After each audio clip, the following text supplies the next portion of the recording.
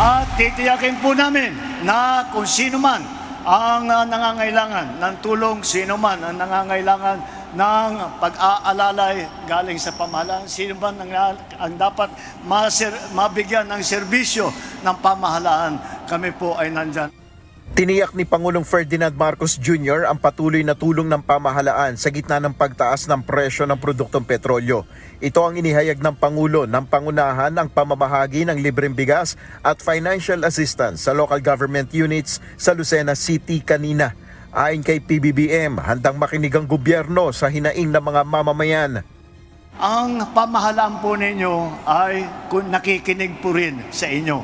Kaya't kung ano man ang sa palagay ninyo, ang kailangan pagandahin, ang kailangan ay mga kulang, ang kung ano pa ang mga kailangan gawin ng inyong pamahalaan, ay sabihan nyo kami, sabihan ninyo si Governor, sabihin nyo si Mayor, sabihin ninyo mga barangay chairman ninyo, sabihan ninyo kung yung mga ahensya, iba't ibang ahensya na nandito ng national government at saka ng local government, para naman malaman namin kung ano yung pangangailangan ninyo.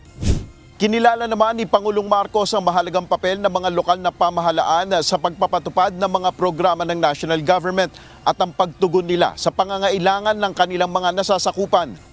Kaya naman ipauubayan ng Pangulo sa mga barangay kung paano gagamitin ang ibinigay na pondo.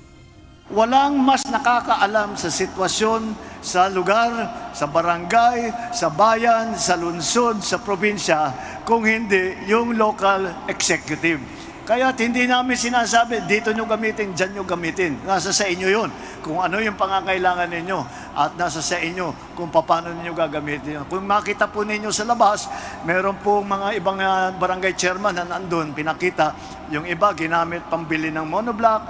Yung iba, ginamit na pambili ng computer, bumili ng solar light. Doon sa ibang lugar, bumili ng motorsiklo. Binigyan ng Pangulo ng tig 10 kilong bigas ang bawat pamilya na benepisyaryo ng programa.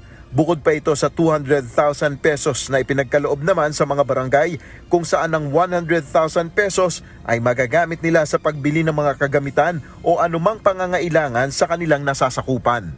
Nel Maribuhok, UNTV News and Rescue, Diyos ang aming sandigan, serbisyo publiko ang aming pinahalagahan.